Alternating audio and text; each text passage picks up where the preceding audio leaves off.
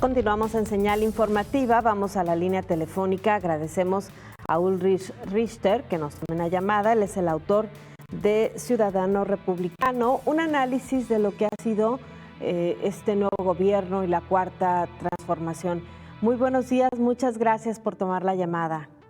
A ti muy buenos días, Sonia. Un saludo a todos tus radioescuchas. Muchas gracias. Bueno, pues sin duda hacer un análisis de lo que pasa en nuestro país, en un ambiente de tanta polarización en torno a este cambio en el gobierno es urgente y es necesario. Cuéntanos un poquito, Ulrich, acerca de cómo fue este proceso. Mira, este proceso, como tú lo has dicho, el objetivo de hacer este libro es para comentar con los ciudadanos la nueva narrativa política, porque lo que ha cambiado, lo hemos visto, ¿no? Un nuevo paradigma de hacer política, de nuevas políticas públicas y de nuevos postulados. Entonces el objetivo de este libro era entrar a un estudio de lo que se llama la cuarta transformación y si esos rubros políticos tienen algunas características dentro de alguna rama en la ciencia política, como podría ser el republicanismo u otras facetas como podría ser el populismo. Pues el libro se centra más sobre el republicanismo, donde vamos enlazando si cuentan las características del republicanismo con algunas características del nuevo gobierno encabezado por el presidente López Obrador. ¿Qué es lo que encontraste en este análisis y en qué te basaste para hacerlo? Pues mira, primero nos basamos, tenemos el método analítico, el método histórico, por eso el libro empieza con los primeros capítulos, primero acercando al lector qué es el republicanismo, ¿no? Entonces el lector, hay que explicarle que el republicanismo, pues el eje rector es el ciudadano, donde sus facetas, sus principales características es la virtud cívica, es la participación ciudadana, es el ciudadano que no es corrupto, que es participativo y que esta tradición política pues viene desde la antigua Grecia. Entonces vamos encaminando el libro a introducir al lector a esta faceta del republicanismo y que ha sido el motor de la Revolución Francesa, de la Revolución Americana, donde se privilegia los derechos del ciudadano. Entonces vemos aquí el análisis que hacemos concretamente y que lo dejamos para, te voy a dejar la contestación a medios para que el lector pues se pueda interesar y pueda ir a buscar el libro y hacer sus propias conjeturas, porque sabemos que es un libro polémico, un libro que te va a llevar al debate y que podrán estar de acuerdo algunos con las ideas del autor y otros no, y por eso decimos que este libro enriquece el debate democrático, ¿no? De que puedas estar de acuerdo o no, pero creo que es por el bien de la democracia mexicana. Y ahí vamos enlazando si el gobierno de AMLO, por ejemplo, en la reforma educativa, plantea una materia de civismo. Entonces decimos, bueno, esta materia de civismo sí sirve, sí nos sirve para la virtud cívica del ciudadano republicano. También partimos del plan de gobierno donde él habla de democracia participativa y ahí vamos poniendo algunos, vamos batizando, vamos aderezando el libro diciendo, bueno, las famosas consultas sí son un instrumento de democracia participativa, pero ¿qué hacemos con estas consultas? ¿Hay que reglamentarlas o no hay que reglamentarlas? ¿O hay que darle una seguridad para que el ciudadano sepa que este instrumento del poder ciudadano tenga cierta certeza jurídica? Vamos compartiendo estas características del republicanismo, por eso las explicamos, si están o no están en el nuevo gobierno. Claro. Mi querida Sonia. En la forma de actuar y de llevar estos primeros meses del presidente, hay críticas severas hacia lo que muchos consideran es un gobierno pues sin formas, muy experimental, muy primario, podríamos incluso llamarlo por la forma en que ha sido criticado. ¿Es así o sí hay una forma de encuadrar o una línea que ha seguido este gobierno desde el punto de vista del análisis político sobre lo que debe ser un gobierno? Mira, nosotros tenemos esa idea y encontramos los rasgos, como te repito, del republicanismo. Y también, ¿por qué no decirlo? Vemos que hay gente dentro del equipo del señor presidente que no son más afines al republicanismo. Y te pongo un ejemplo muy claro que es, por ejemplo, la ley Bonilla. Pues un gobernador que fue electo para 2 años, pues ahora quiere 5 años.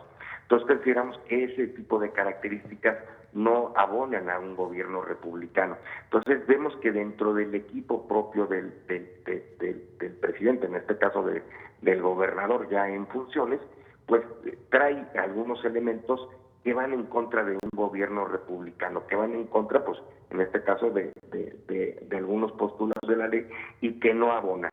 Nosotros hacemos el análisis del discurso, de la narrativa política del presidente, de su último libro, de sus últimos discursos que llevó él en campaña para llegar a la presidencia, y encontramos esta serie de análisis que creo que por eso queremos, es importante que el lector se meta a ese estudio y él pueda sacar sus propias conclusiones. A lo mejor dicho, yo no estoy de acuerdo, para mí tiene algunos rasgos de republicano y otros rasgos de otro segmento. Lo decimos muy claramente, pues no podemos llegar a la polarización, como tú al principio lo decías, y yo recalco, solo debe de haber una sola categoría, el ciudadano republicano, no debe de haber ninguna otra división. Entonces, yo creo que lo que mejor nos puede ir a los ciudadanos y a México es que los cauces de este nuevo gobierno sigan los lineamientos de un gobierno republicano. Y a veces cuando se salen, por qué no decirlo, cuando se salen, pues hay que de alguna manera ver esta visión de decir, bueno, hay que regresar a la línea republicana donde no vengan estos oportunismos como la ley Bonilla, ¿no? Y vemos que por eso es sentar estas bases del republicanismo para que en este gran debate, en lugar de estar en un polo de pura crítica, sino decir, oye, con una crítica más constructiva o más sustentada de lo que se pide es que se actúe con un gobierno republicano, porque incluso el propio presidente, lo has visto tú, Sonia, siempre ha hablado de Madero, siempre ha hablado de Juárez, de los grandes republicanos de este país. Entonces él tiene esas ideas muy fijas de los grandes fundadores, podríamos decir, o de los grandes impulsores del republicanismo, y desde mi punto de vista, que podría estar equivocado, si el gobierno se ciñe a un gobierno republicano, creo que le puede ir muy bien al país. Ahora, ¿a qué podemos atribuir esta polarización? Yo recuerdo críticas muy severas hacia el expresidente Peña Nieto, que quizá fue el último presidente más sancionado, pero en el caso del actual gobierno, la radicalización de quienes simpatizan con él contra quienes no están de acuerdo con él, me parece que es algo que no habíamos visto, ¿no? Sí, no se ha visto porque acuérdate que pues durante 18 años pues siempre él recibió todos los embates, pues vamos a decirlo con toda la claridad, pues de la clase política. Tú recordarás cuando Fox pues lo quiso quitar del camino político y lo quiso desaforar, y luego la clase empresarial, pues muchos de los grandes empresarios de este país pues metieron mucho dinero para tratar de descarrilar a el proyecto político del actual presidente. Entonces, eso pues sí nos ha llevado a una polarización y que yo creo que tiene que ir bajando de nivel, ya ha bajado algo de nivel, para buscar ese cauce donde todos, por el bien de México, pues todos somos ciudadanos mexicanos y por el bien de México todos somos ciudadanos republicanos. Pero sí encontramos que hay algunas personas que todavía no han entendido que el señor ya ganó y que el señor va a gobernar y que también debe de contribuir, como lo decimos en el libro, a un interés común que es nuestro país, ¿no? Y no estar, como lo dijo Cepeda Patterson, que he citado en el libro, hacerle hoyos a la canoa o hoyos a la lancha para que nos llegue el agua a todos, ¿no? Yo creo que tenemos como mexicanos que tener un interés superior en donde todos estemos unidos para que sea el país pueda avanzar. Y se vale la crítica como lo decimos en el texto, porque es parte de ser un ciudadano republicano y se vale también, si no estamos de acuerdo, protestar porque son nuestros derechos que hacen fuerte al ciudadano republicano, pero también viendo la visión de que tiene que estar siempre por encima el interés de nuestro país. Claro. Después entonces de leer El Ciudadano Republicano y la Cuarta Transformación, Ulrich, ¿se puede tener más optimismo, un mejor optimismo con relación a lo que le espera a México? Sí, puede tener un mayor optimismo y saber hacia dónde vamos y saber si nos estamos alejando de este camino republicano. Sí, yo creo que te va a dejar por lo menos muy claro de a dónde va y cuándo algunas decisiones son republicanas y cuándo no son republicanas, y ahí podrá el lector decir, bueno, mira, esta decisión sí es republicana, vamos bien, esta decisión tiene algunos tintes republicanos y otras no. Por eso decimos, mientras más decisiones del gobierno sean republicanos, donde se fomenten los derechos de los ciudadanos, pues creo que vamos por el bien de nuestro país. Claro. Ayer veíamos una gran movilización en torno a este informe que rinde el presidente ante los ciudadanos, este informe que se dio por su primer año en el gobierno en el Zócalo. También, ¿cómo podemos explicar pues la presencia de tantas personas ahí en la Ciudad de México?